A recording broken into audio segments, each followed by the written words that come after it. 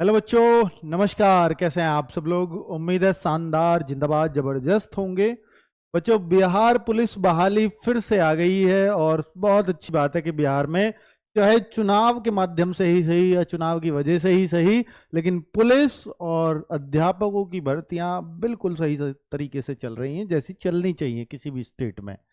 लेकिन अभी पुलिस भर्ती जो पहली वाली आई थी, 2023 वाली आई थी, वो अभी तक पूरी तरह से क्लियर नहीं हुई है।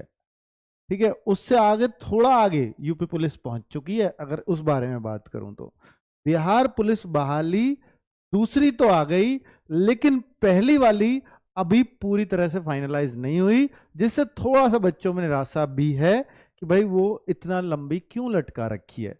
तो चलिए, उस पर भी नाराज होना लाजमी है। बट मैं आज जो भर्ती की जानकारी देने आया हूं वो है 19,838 नए पद आ गए हैं।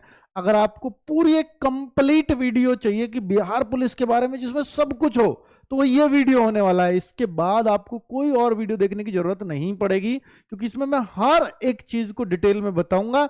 चाहे आपका एग्जाम हो, चाहे आपका फिजिकल हो, चाहे आपका मेडिकल हो, उन सारे पॉइंट्स को, यानी फॉर्म भरने से लेकर के और आपके भर्ती होने तक, इसमें सारा सारा जानकारी मिलने वाली है आपको।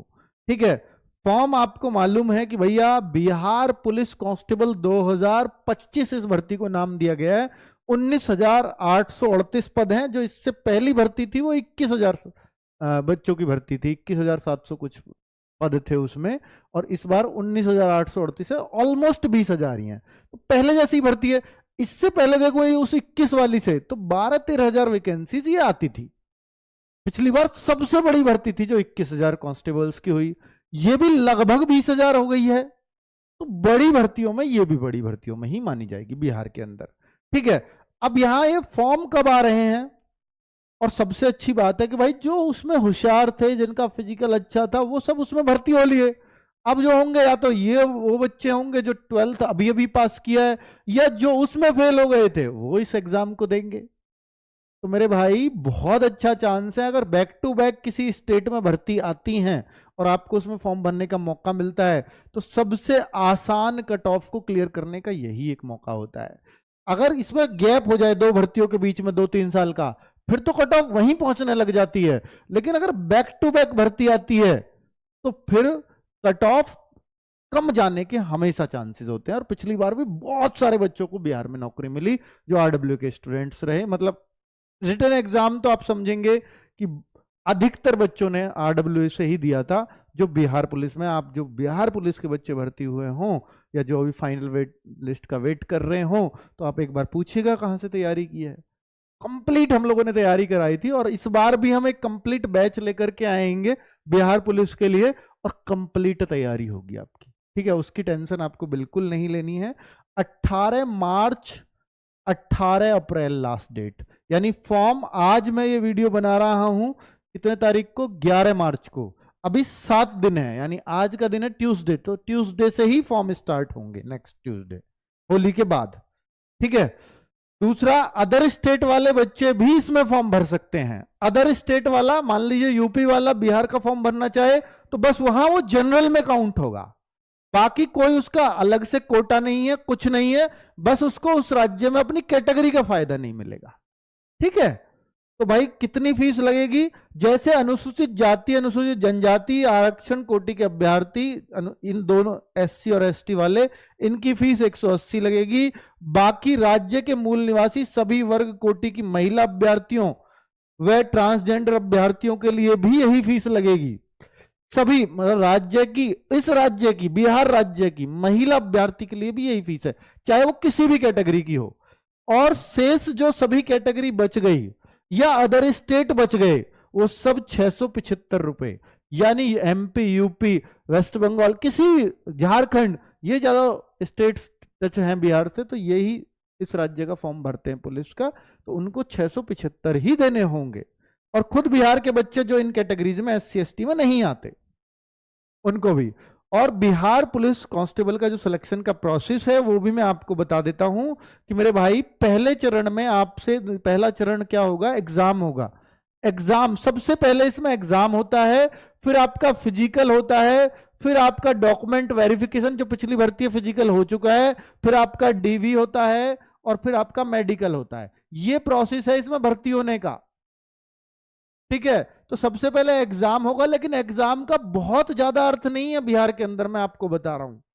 अगर आप थोड़े बहुत भी जानते हो पढ़ना, थोड़ी बहुत भी अगर आपने मेहनत कर ली, तो आप फिजिकल के लिए चयनित हो जाते हो। और फिर बताऊंगा कि जिसका फिजिकल अच्छा, वो फाइनल सेलेक्ट होता है इसके अंदर। तो भाई इसमें 100 प्रश्न आएंगे आपके एग्जाम में, और 100 प्रश्न नेगेटिव मार्किंग इसमें नहीं होती है। 2 घंटे का आपका टेस्ट होता है, इसकी डिटेल आगे बताऊंगा। अब द्वितीय चरण होता है आपका फिजिकल, यानी आप देखिए खुद 5 गुना ये फिजिकल के लिए बुलाएंगे, यानी 19,800 वैकेंसीज हैं, लगभग 20,000 मान लो, सीधा हिसाब लगाना आसान रहेगा।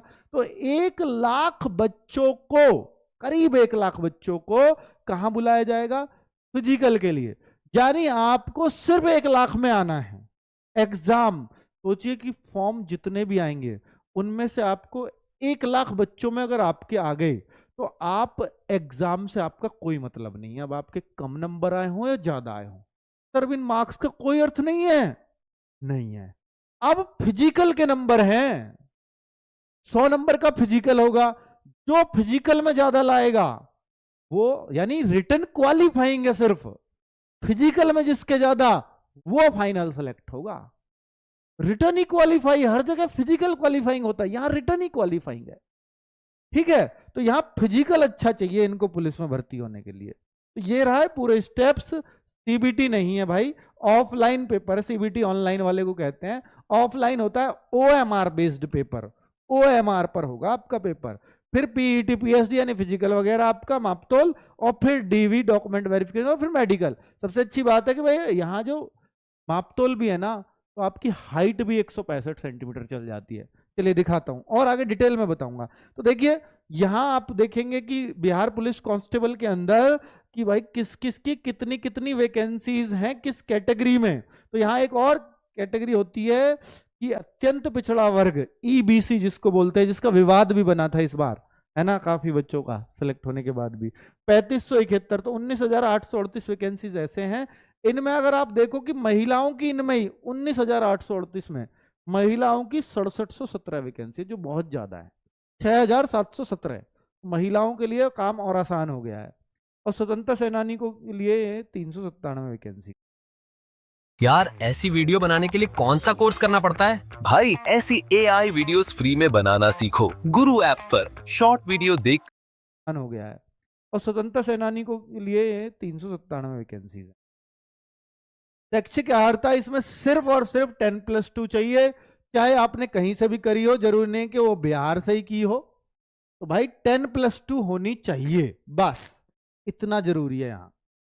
दूसरा कट ऑफ डेट है 1/8/2025। कट ऑफ डेट होता है कि भैया इस तक आपके डॉक्यूमेंट तैयार हो, बट नहीं, कट ऑफ डेट में इन्होंने माना है सिर्फ एज को, यानी जो आपकी एज है, कितनी एज मांगते हैं, 18 से 25, और बाकी कैटेगरी वाइज छूट होती है।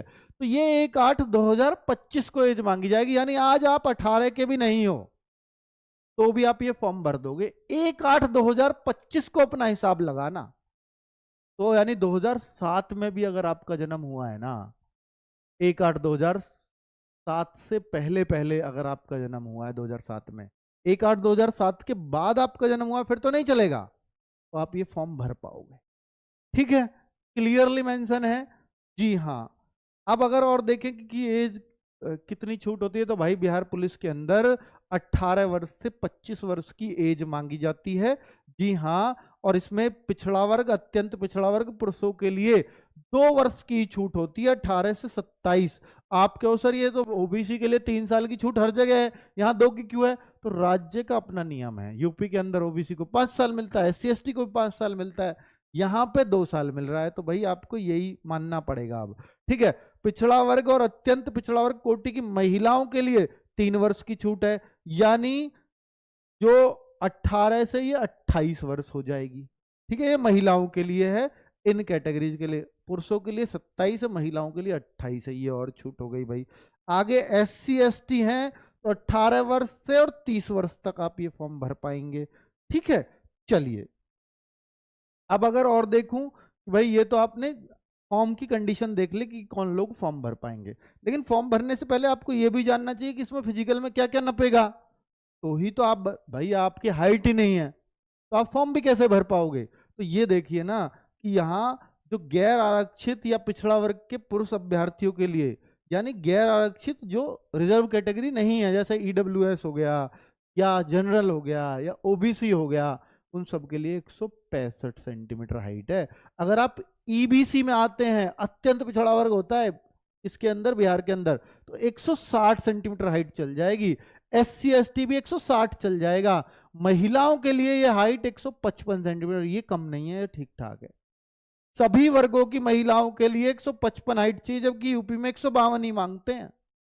सीना महिलाओं का नापा नहीं जाता, और ये पुरुषों के सीने दिए हुए हैं 81-86, यानी 5 सेंटीमीटर का फुलाव नॉर्मल।